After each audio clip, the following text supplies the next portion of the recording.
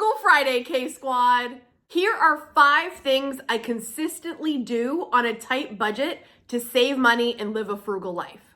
From when I first started budgeting, like bare beginnings of my budget, I have done these 5 things from then until now every single day consistently.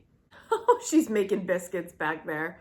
Remember in this video, I talked about how I like to drill and thrill.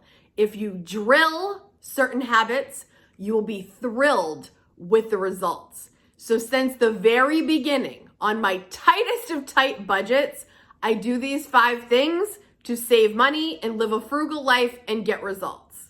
Number 1 is I make my coffee at home.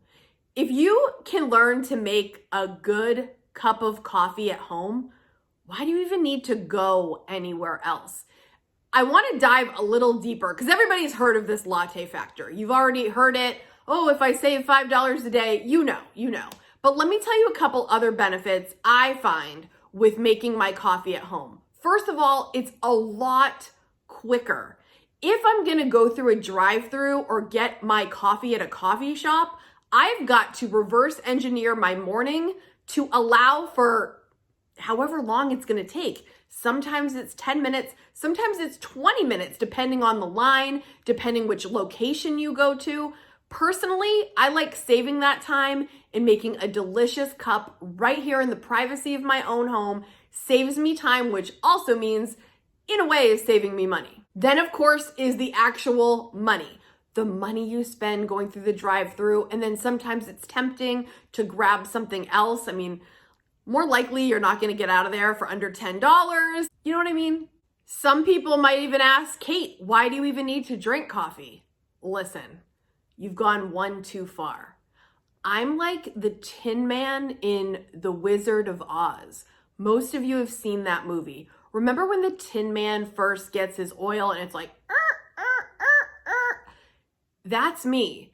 And the first cup of coffee is just loosening the joints. You know what I'm saying? And sometimes I have that second cup. I'm usually a 2-cup per day kind of person. I like to drink it before I even leave the house. I have a system, you guys. I drink the coffee. I do all that morning stuff before I even leave for the most part. There's days where I need to bring coffee and I do it at work, but for the most part, 99% of the time, it's going to be at home first. And it's so funny. I do have this coworker that when I walk in, she's got a big Dunkin' iced coffee almost every single day. And I look at it almost like a video game. You know, like if you're playing like Super Mario Brothers and the little change sign, ching, ching, ching, ching, or maybe Kaden's video games are getting into my brain too much. But I see it as money. Like when I look over at the iced coffee, I see dollar signs. And I'm not passing any judgment on people that is their thing. But one thing I know for certain is that when I was going through the drive-through, I was spending a lot more on coffee. And me personally, if I'm living on a tight budget, I'd rather keep that money right in my pocket and make it from home. Number 2, I check my balances at my credit union, or you might have a bank, every single day. Some people don't enjoy this task, so what I do is I pair it up with my coffee. If I drink coffee and look at my bank statement, it's all that more enjoyable, but I do it every single day.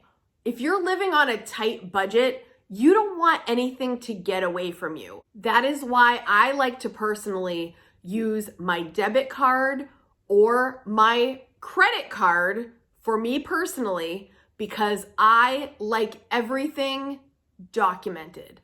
I feel like I am in the large minority in the thinking that it hurts more when I swipe than when I use cash. And this is why I feel this way. If there is a paper trail, I am 100% accountable for that money because it is on the screen. It is digitally recorded. There is no escaping if I hit up McDonald's and Taco Bell 3 times in 1 week. There it is. The way I personally feel about cash, now, I'm not saying you guys shouldn't do it this way, because if you feel differently, it hurts more to put out cash than keep doing what you're doing. But for me, it's more like that saying, if a tree falls in the forest and no one's around to hear it, did it make a sound? In other words, if I fork over cash and there's no record of it, did I really spend it? That's truly how I feel. Cash doesn't hurt at all. It almost feels like play money. I know that's really weird, but that is how I think. And you guys always want me to explain how I think. If there is a paper trail, just like at work, if I say, I sent you that email and they're like, no, you didn't. And here I pull up the email. Here it is. Boom. But if you say, I asked you to do that. Did you send me an email? Yes, I did. And I look back and there's no email. No, you didn't happen. If I don't see it, it didn't happen. Like, that's kind of how I think. And also the idea of possibly losing cash. I just saw someone the other day on social media who is in our niche of personal finance, and she had $100 gift, $100 cash that she got, and she lost it. And it literally ripped my heart open. I felt so bad because she does the cash envelope system. She put it in an envelope. She lost the envelope or it fell out. And that's just heartbreaking to me. So this might not be the way you feel, but consider it. If there is documentation, if there is electronic documentation to scroll through, providing evidence, yeah, girl, that is where you spent the money. There's no hiding it. There's no avoiding it. You did it.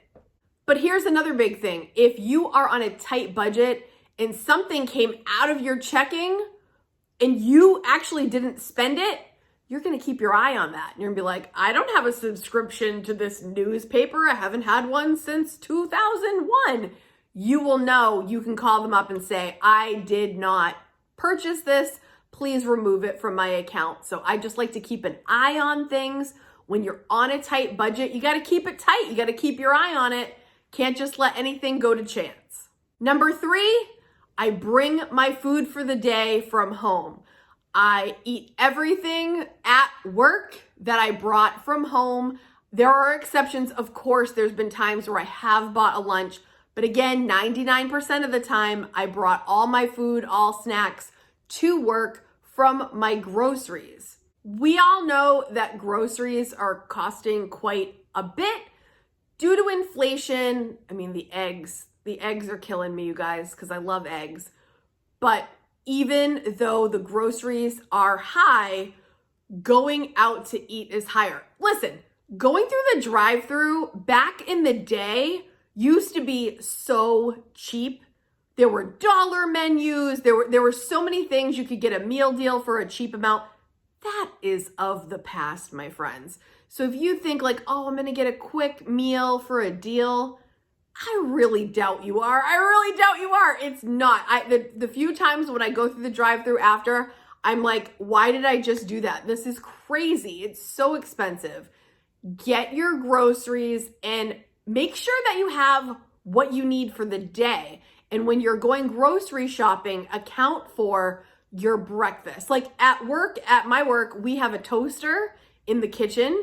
We have a microwave. We have a sink. So I can like rinse off my fruit that I bring. If I bring something I need to toast, I can toast it there. And then also don't forget about snacks, because a vending machine can be very tempting when your tummy is telling you, oh my gosh, I'm starving. You need an afternoon pick-me-up. So think about, do you need breakfast? Do you need lunch? Do you need snacks?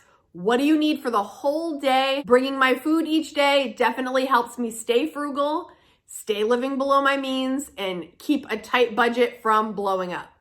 This leads me to 4. And number 4 is I actually drink water only at work all day. So I've brought my food from home, and then we have like a water bubbler at work. So I have this glass water bottle that I use, and I fill that with water that is completely free. It's filtered. I just use the water bubbler at work, and I refill that throughout the day.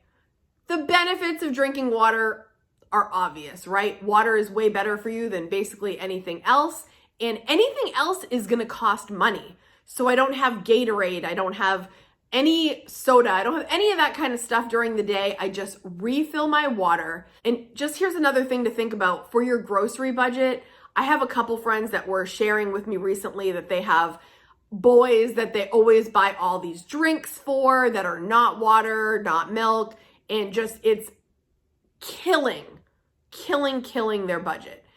Try to get the family on board perhaps with drinking a little bit more water on the regular so that you don't have to spend on other drinks because those really add up.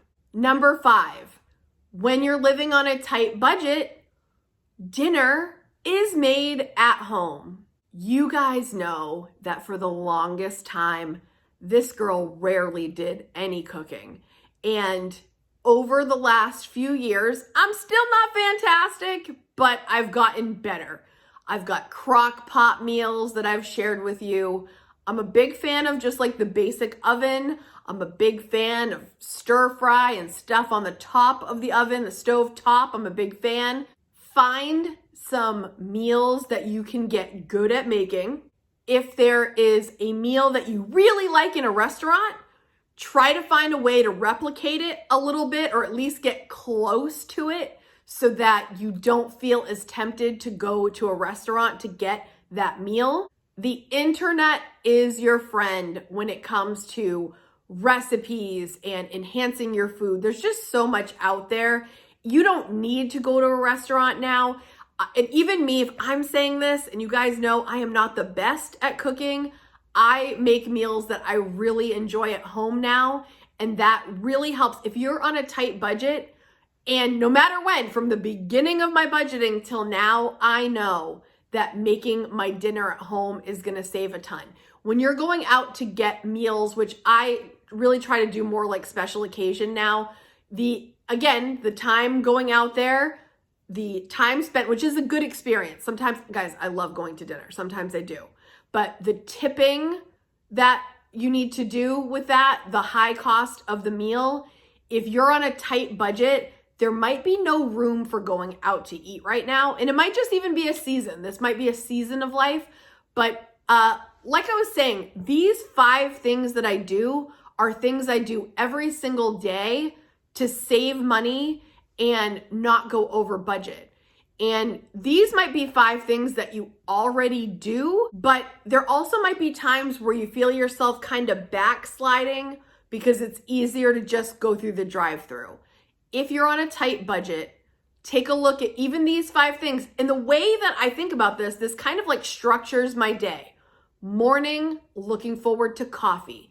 Then I'm gonna look at my finances. Do I see anything kind of strange? Where am I? Am I on track? What does my account look like? What am I spending on? No Spend January, by the way, has been a snore fest as far as looking at my accounts every morning. I had a copay for the doctor the other day and groceries and like basic bills. That's all I've been spending on. So it's not much to look at, but it's also great to see that I'm not spending a ton and, it's fairly uneventful. But that is how No Spend January should be if that's what we're trying to do and we're trying to save as much money as possible.